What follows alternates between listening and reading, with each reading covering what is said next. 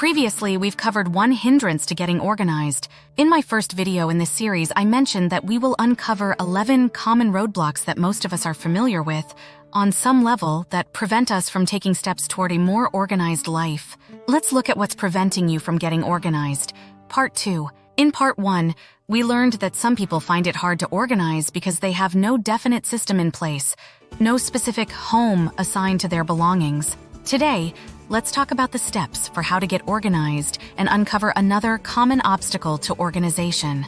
If you are new to the channel, welcome! I blog and make videos about cleaning, decluttering, and organizing.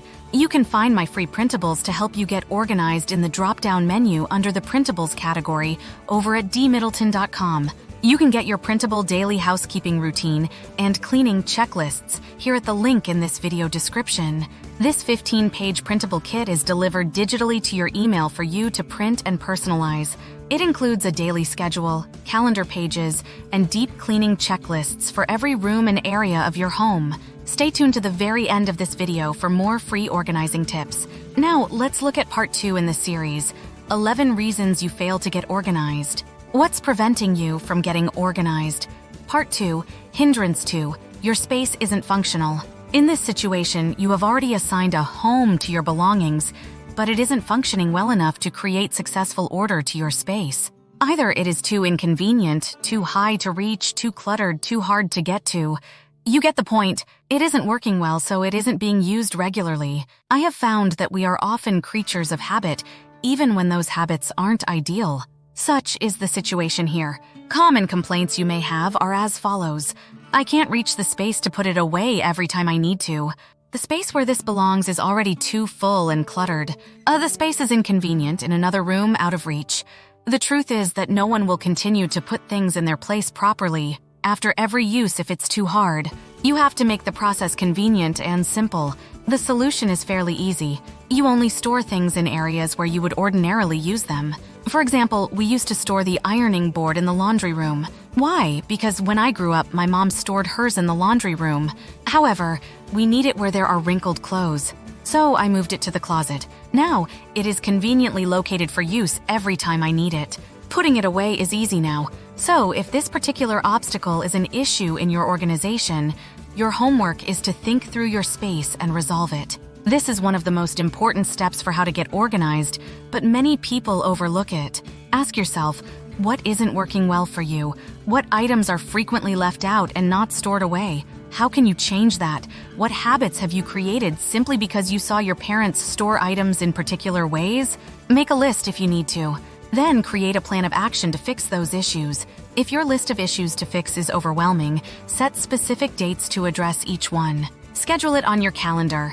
Putting items away should be convenient and easy. You will gain order and peace in your home by taking the time to simply put everything away daily. Plus, you'll gain the personal satisfaction of actually getting things done that you want. If you are looking to get organized and your space isn't functional, what can you do to remedy this? Getting organized and creating a functional space is essential for productivity and overall well-being. Here are some steps you can take to remedy a non-functional space. Declutter.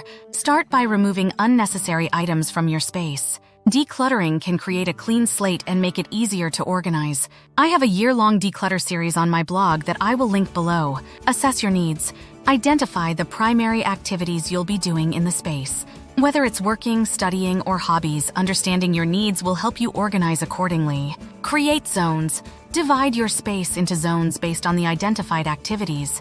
For example, have a designated area for work, another for relaxation, and so on. Invest in storage solutions. Use storage solutions such as shelves, bins, baskets, and cabinets to keep items organized and easily accessible. Consider both aesthetic and functional aspects when choosing storage solutions. Labeling. Labeling containers and shelves can help you quickly locate items and maintain order. This is especially useful for items stored in boxes or bins. Furniture arrangement. Arrange furniture to create a logical flow and maximize the functionality of the space.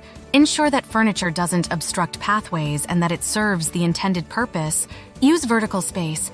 Make use of vertical space by installing shelves or wall-mounted storage units. This can free up floor space and provide additional storage. Prioritize accessibility. Keep frequently used items within easy reach. Items used less frequently can be stored in less accessible areas. Establish a routine. Develop a daily or weekly routine for tidying up your space. This can help prevent clutter from accumulating and maintain an organized environment. Digital organization. If your organization needs to extend to digital spaces, organize your computer files, emails, and digital documents. Use folders and labels to keep everything in order. Personalize your space. Add personal touches to your space with decorations and elements that inspire you.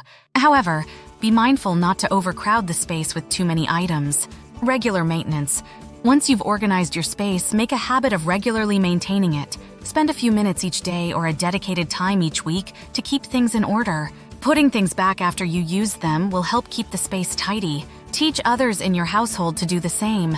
Make sure cleanup is easy or you will be tempted to let things get messy again. Remember that organization is a continuous process, and adapting your space to your evolving needs is crucial. Regularly reassess and make adjustments as necessary to ensure your space remains functional and conducive to your activities. Stay tuned for the next video in this series where we'll continue to tackle the obstacles that prevent you from being more organized and the steps for how to get organized. If you need and love this type of information, please subscribe to this channel. If you need to do more deep cleaning, I have checklists and guides to help you with that over at dmiddleton.com or at the link below. I have a housekeeping ebook entitled Make Over Your Homemaking. If housekeeping is an area that you struggle with, this ebook will guide you in creating your own housekeeping schedule. I try to cover everything from balancing your bank balance to cleaning your kitchen. I will link that information for you in this video description. If you are looking to get more organized, I can help with that too. I blog and make videos about cleaning, decluttering, and organizing. If you find it a struggle to get organized, there is likely a good reason why. As a matter of fact, I explore 11 reasons you fail to get organized over on my blog, dmiddleton.com. If one of these 11 reasons sound familiar to you, I will give you some tips to overcome that obstacle and finally get organized. I will link this information below. You can find my free printables to help you get organized in the drop-down menu under the printables category over on my blog, dmiddleton.com. If you are drowning in clutter, let me help inspire you. Clutter doesn't have to ruin your space. We are going to banish it.